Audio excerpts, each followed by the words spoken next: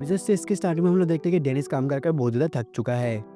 Dennis आतोरी को shop बंद करने के लिए बोलता है, पर शॉप बंद करने के बाद ही एक आदमी आता है। डेनिस बोलते हैं हम अब शॉप बंद करने वाले हैं, पर यह शख्स आतोरी को देखकर रोने लग जाता है और अचानक से लेडी आतोरी चीख कर आतोरी के सामने झुक जाता है।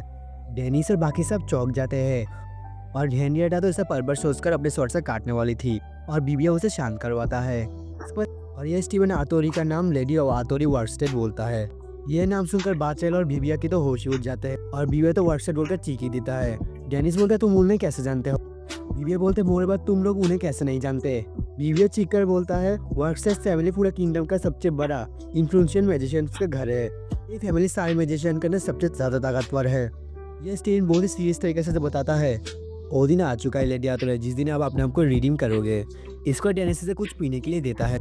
ये स्टीवन बोलता है ये तो मेरे एक्सपेक्टेशन का बाहर था। मैंने कभी भी नहीं सोचा था कि लेडी आतोरी ऐसे फील्डी जगह पर काम कर रही होगी। डेनिस बोलता है क्या मैं इसे एक मार सकता हूँ? बीबी उसे शांत करवाकर वो पहले उसे सुनने के लिए बोलता है। इसको ये स्टीवन अपना इंट्रोडक्शन देता है। ये स्टीवन वर्कस्टेड फैमिली का फॉर्मर हेड बटलर था और अब वो रॉयल कोर्ट के आदेश मुताबिक लेडी आतोरी को लेने आया है।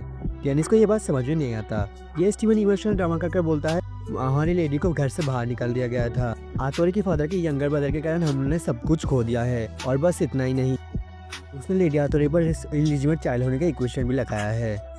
सरप्राइजिंगली हमें लेडी आतोरी के फादर का विल मिल गया है और उसमें साफ साफ बताया गया है सारी जवाबदारी का मालिक आतोरी है। तो उस विल को रॉयल गवर्नमेंट कोर्ट ने एक्सेप्ट भी किया है और हमें लेडी आतोरी का लेजिटिमेसी प्रूव करने का और एक चांस मिल चुका है और ये सच में कम बैक करने का बहुत ही अच्छा चांस है। और ये स्टीवन आतोरी को अपने साथ आने के लिए बोलता है पर आतोरी मना कर देती है।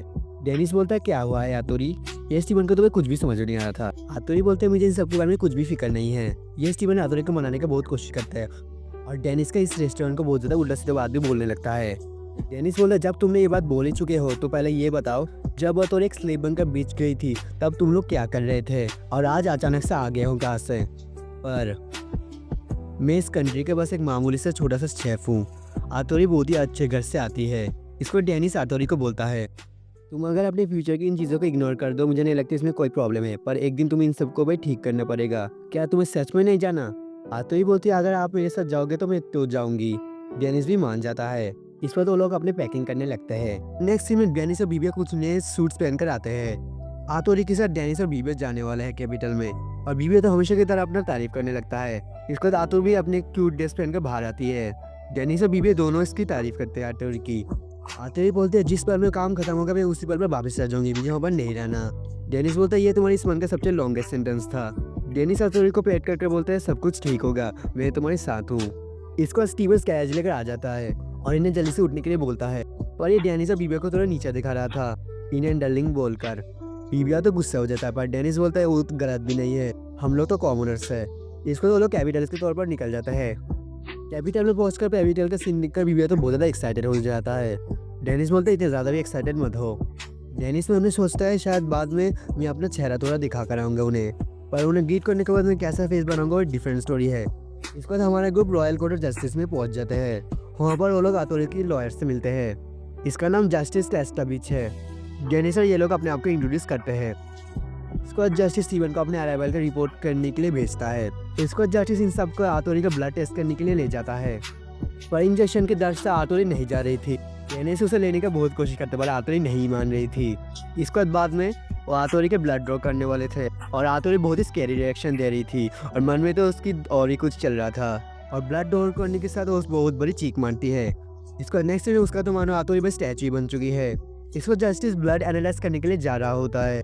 डेनिस बीबिया को आतोरी को संभालने के देकर जस्टिस के पास जाता है। डेनिस जस्टिस को आतोरी के सिचुएशन के बारे में पूछता है और वो आतोरी को मदद करना चाहता है।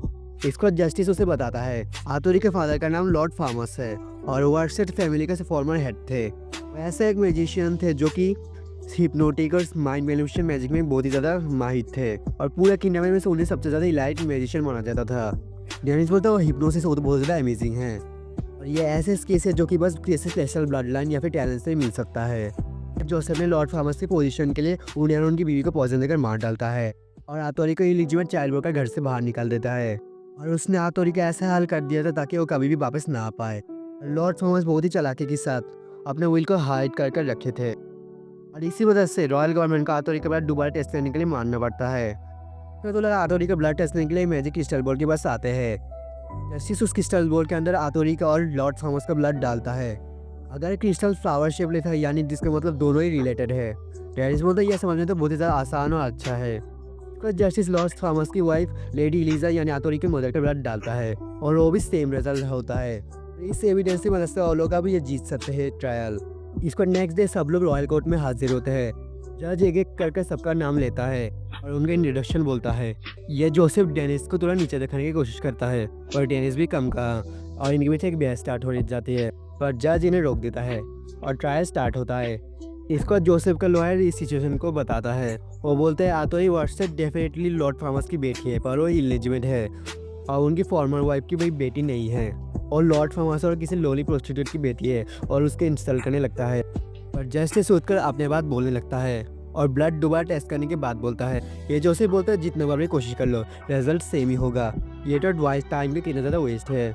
डेनिस में सोचता है ये लोग तो बस उल्टे सीधा बात बोल रहे हैं। अगर वो मिस्ट्रेस की बेटी भी होती तो ये बात चेंज नहीं होता। वो भाई बेटी है लॉर्ड थॉमस की।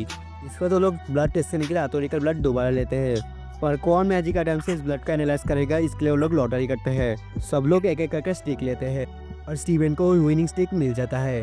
इसका स्टीवन आतोरी के फादर और आतोरी का ब्लड डालता है और ये मैच होता है।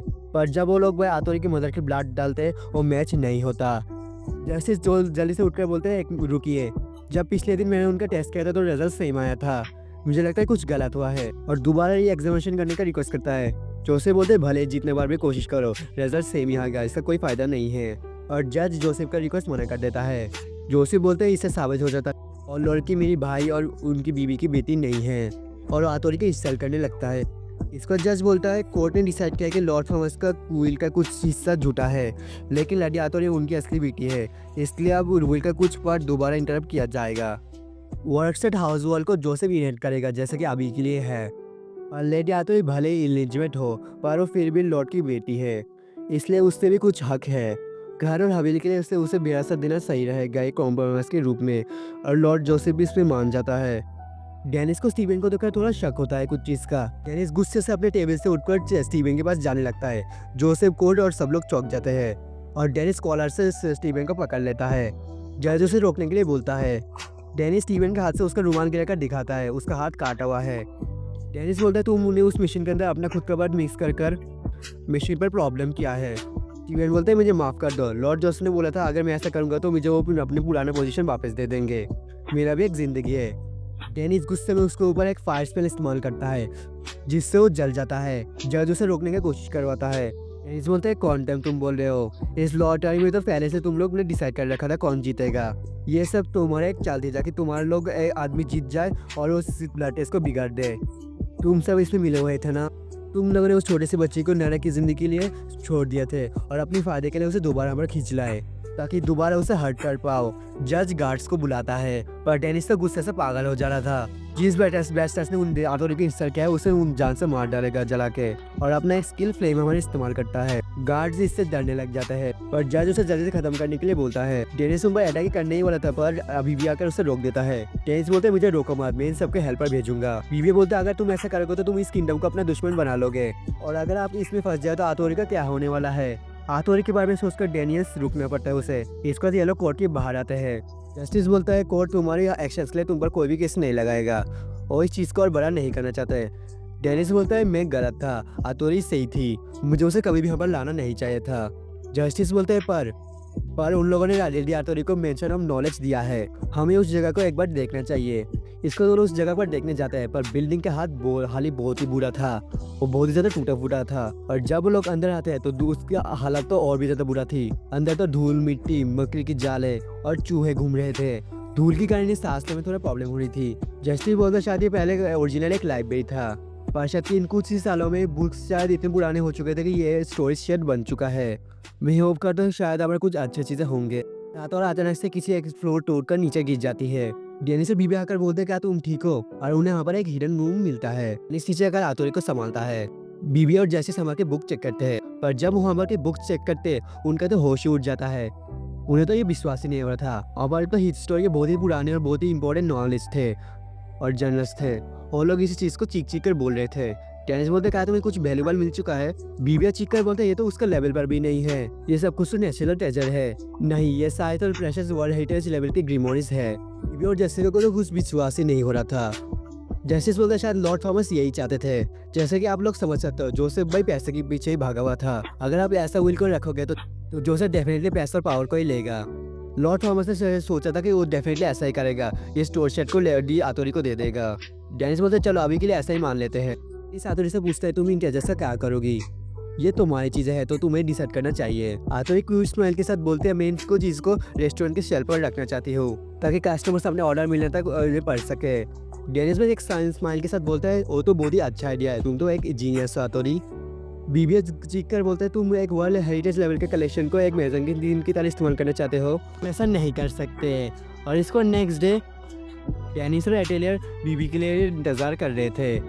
बीबी जल्दी से दौड़कर आ रहा था, वो थोड़ा ज़्यादा सो चुका था, पर तभी उसके साथ किसी का गेज मिलता है। बीबी जब उसे देखते हो ये बिल्कुल डेनिस की तरह लग रहा था दिखने में। बीबी जब इसे ऐसे देख रहा था, ये शख्स पूछता है क्या मेरे चेहरे पर कुछ है। बीबी ये सुनकर बोलता है नहीं नहीं ऐसा कुछ नहीं। बीबी मन में सोचता है ये उनकी तरह दिखता है पर ये बिल्कुल भी वो नहीं है, ये शख्स जो फीलिंग देता है वो बिल्कुल ही डिफरेंट है।